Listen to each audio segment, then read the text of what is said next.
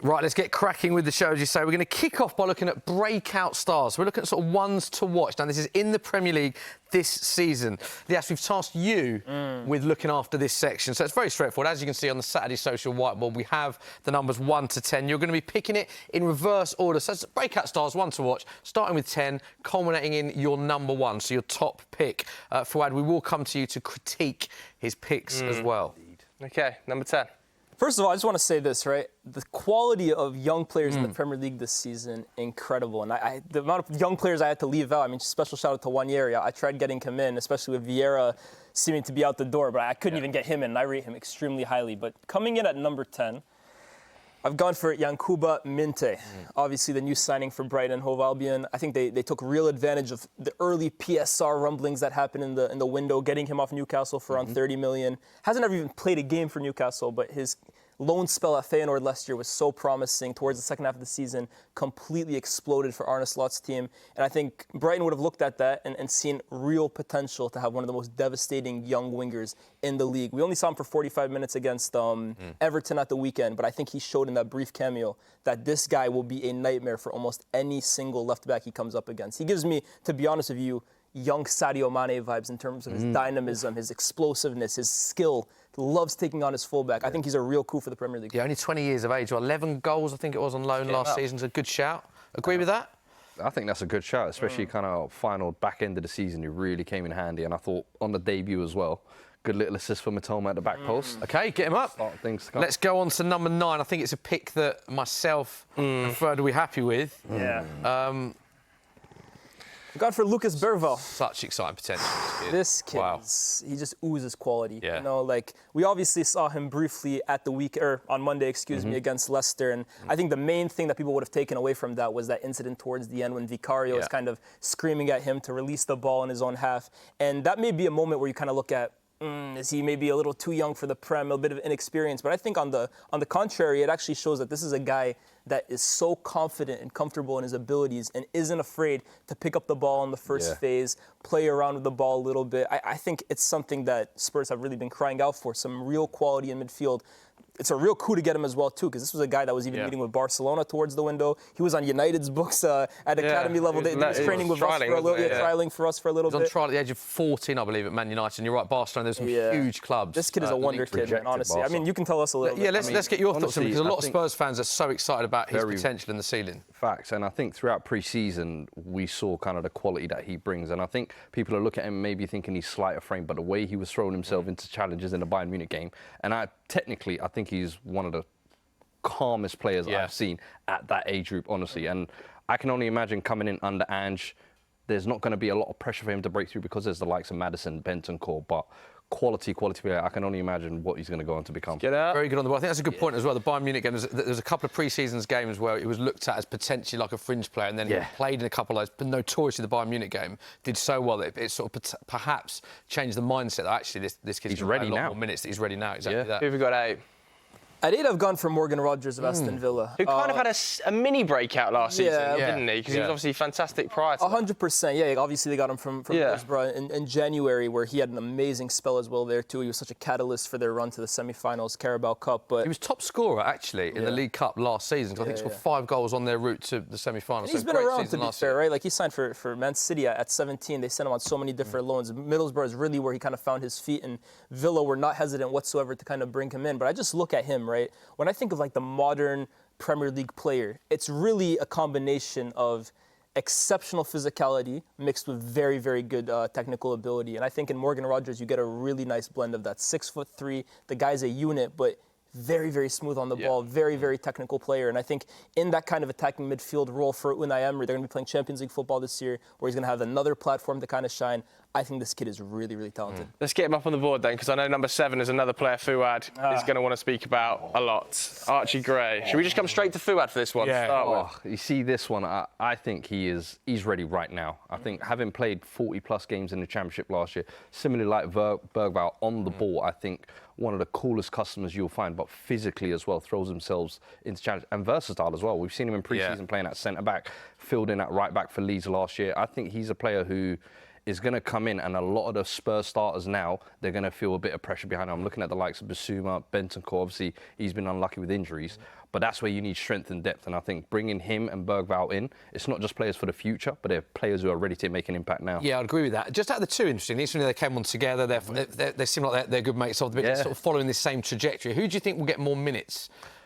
I think Archie Gray will probably get more minutes. I think Bissouma is at the moment winning favours back with Ange. Bentancur's got his injury issues. I think with Maddison, he's kind of more of a lock into that position. And Pape Sarr was probably our most consistent performer in midfield. So I think Bergvall, through the European and Cup games, he'll make his way in, but I think Archie Gray will probably, within the next couple of weeks, I think he's one to look out for the England national team as well, too. Obviously, you have that midfield that is so stacked at the moment with young midfielders, by the way, Cobby, Wharton. I think this is another one of those guys, this new prototype of English midfielders that have that continental flair, but also he's a big kid as well, that too. Profile that England have been looking for decades. Yeah. Let's get him up. By the way, his football family is insane. The son of former Leeds striker winger Andy Gray, the grandson of former Leeds and Scotland left-back Frank Gray, the great-nephew of Leeds legend Eddie Gray, and he's got 3 younger brothers who are all in the Leeds academy. That is what you call football heritage, Footballing family. Football heritage. Love that. Yeah. Okay, number 6. Number 6, I've gone with a guy. I mean, does this count? I think honestly, it does, right? Because you're count? talking about breakthrough. Okay, he's already broken through at first-team level for Manchester City. Obviously, had those early cameos in their treble-winning season. And I think last year, to be honest with you, I think it was kind of like a slow sophomore year for him, if you want to call it that. Okay. But I think you look at the early parts of preseason, the Community Shield, and that first game against Chelsea, where I really think Rico Lewis was exceptional, but also very under the radar. I think people tend to forget about him sometimes when you talk about City Academy graduates, because you obviously have Phil Foden, PFA Player of the Year. You see what Cole Palmer went and did at Chelsea. You're even talking about Oscar Bobb this year, but this is a guy that has been there for the last 2-3 years now, and every single time Pep calls on him, he's reliable. Do you know what Pep loves him as well? He's had the most minutes of any teenager in Pep Guardiola's managerial career. That's above the likes of Kingsley Coman, Gabriel Jesus, Phil Foden, Thiago. Incredible stat, that. Yeah, that tells you everything you need to know. Let's get Rico on at 6 then, and go up to 5. Right, the top 5 now. So now we get into your... These are in an order, just to reiterate. These are in your order. So these are the ones that are really going to have breakthrough seasons, and you've gone with Lavia. Yeah, Lavia, I mean, again, he's another player who was featured in the Premier League. He obviously played exceptionally well, in my opinion, for Southampton that year. They unfortunately got relegated, and Chelsea were quick to kind of activate that. Well, I think it was a release clause, or they were trying to do it before Manchester City, I think. Yeah, but it was 50-odd million, wasn't it? 8 million. A lot of money for a relegated midfielder, but I think that just kind of speaks about what kind of talent Romeo Lavia is. And I think when you look at City's dilemma in midfield, still looking for a deputy to Roger, maybe even someone who can eventually succeed him, I think Romeo Lavia would have been an excellent choice there. Obviously, the attention when it comes to Chelsea's midfield is Enzo. It's Moises Caicedo. But I think you look at that first game against Manchester City as a potential sign of what's to come. In my opinion, he looked like the most reliable out of the 3, and he cost less than half compared to both of them. I was going to ask you that question, Fuad. In the ideal Chelsea midfield 3, does Lavia start? Does Enzo start?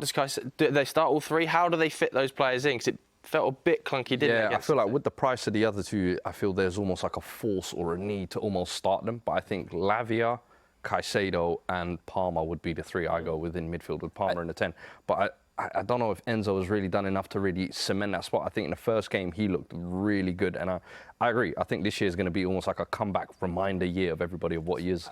I think one thing's for sure, like Enzo and Caicedo have shown, in my opinion, that they struggle to play together as a pair. So if you are to get the best out of both of them, or maybe even either of them, I think it may come with this guy. Okay. Interesting pick for your 4th one. Bearing in mind, it's obviously a good player, but it's breakout stars. Harvey Elliott made a career-best 53 appearances last season. But he was making the career best appearances as, in my opinion, a squad player at Liverpool. In my opinion, this is the potential to be a breakout year as a recognized star at Liverpool, in my opinion. So I kind of interpreted it a little differently. Some of these guys are breaking through into the league. I think this is the year we look at Harvey Elliott and say, this is one of the best. Like, I'm not saying exactly what Cole Palmer did last year, because that's exceptional in terms of production, but I think he's an incredible young player. So who does he displace in that Liverpool team? To be honest, it really depends on who you start. But I think with this new Arne Slot kind of system and the way he wants to approach games, I think Curtis Jones was obviously speaking about how he believes it may impact his game, being more so of a technical player who likes to play at a slower pace. I think if anyone is set to benefit, it may be Harvey Elliott. And I think it's a little harsh on Elliott, because I think sometimes we forget about how young he made his debut. Wasn't it at, 15 years old for Fulham? Yeah, he's one of the youngest. He was extremely young. And when we talk about young players in the Premier League, we talk about the Fodens, we talk about the Palmers. I often feel like he gets forgotten about when he's their age mate. And I think he has a really big part part to play for Liverpool. Most distance and possession won in the final third for Liverpool in the Premier League last season. 34 Okay, Premier 3. appearances. Savinho. Savinho. Going a little Brazilian here with this one. Yeah. Obviously, the new signing from Girona. Look, we've seen him a few times for Manchester City, and he just looks electric. Obviously, I'm seeing all these comparisons to Riyad Mahrez, and I see a little bit of it, right? The number 26, a bit silky on the ball, but I actually think, look, and I'm a big Mahrez fan, that's my guy, but I feel like he's a bit more direct, to be honest with you. I think he has a bit more explosiveness to his game. Maybe not as creative, but I think there's a little bit more to his game in terms of really, like, ripping his fullback. And one thing I really like about Savinho, and I think it's really missing in the modern game, is that this guy's not afraid to play on either side. I remember, like, 10, 15 years ago, there was a period where as a winger, you could play on either side. Cristiano Ronaldo was doing shifts on the right and the left. Even Archie and Robin at Chelsea was playing on the left before he eventually moved on to the right. These days, I feel like every left-footed player wants to play on the right. Yeah. Every right-footed player wants to play on the left because they want to cut in. But this guy's not afraid to do shifts on either side, and he's going to ridicule his fullback either way. So I think a really smart signing. Stick him up. Get him out. 7 caps for Brazil already at the age of 20. Yeah, looks a top player, doesn't he? Right, the big 2. Big 2, yeah.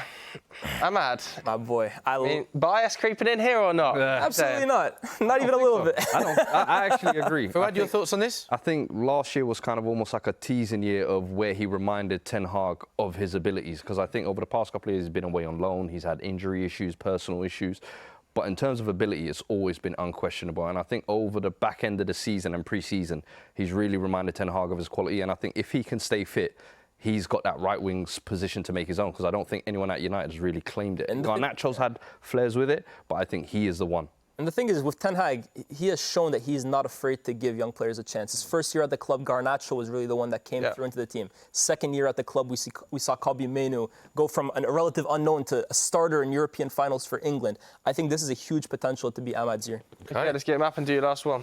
Let's go with your biggest breakout Question marks over this one. Well, let me say this, right? I considered at one point... He's injured for 3 to 4 months? When I first sent my list to Bobby, shout out Bobby, I even excluded him from my list to begin with. But then I actually thought about it, right? And last year, Bar Cole Palmer, who was the breakout player in the Premier League, you would say?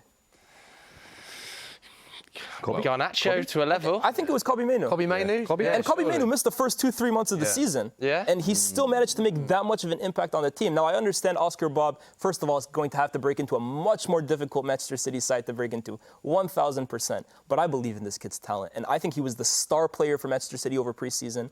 In the Community Shield, destroyed Lisandro Martinez. Honestly, the display of guile, technical ability, willingness to take on, to drive towards goal, creating chances. If this kid comes back in time and really has a chance to break into this team, I think he could be the difference between Manchester City and potentially Arsenal again. Okay, he's a top talent, no doubt about that. So there is confirmation of Lyes' top 10 breakout stars in order to watch this season. Oscar Bobb at number 1. Let us know what you think about that at home. A lot of other names. It's tough to get all the names. Yeah, tough to get all the names. I think a couple of others. I think Timo Regbonen at Everton looked really sharp at the start of the season. McAtee, did you chuck in there? McAtee maybe, Sepp van den Berg's moved to Brentford as well, I think. I know more at Spurs. You like the... Mikey Moore. Yeah, 17 years of age. Space. Anyway, loads more. Let us know if you think of any as well. There's loads to chat about. But there is a list. Good list, that, Lyes. Enjoyed that.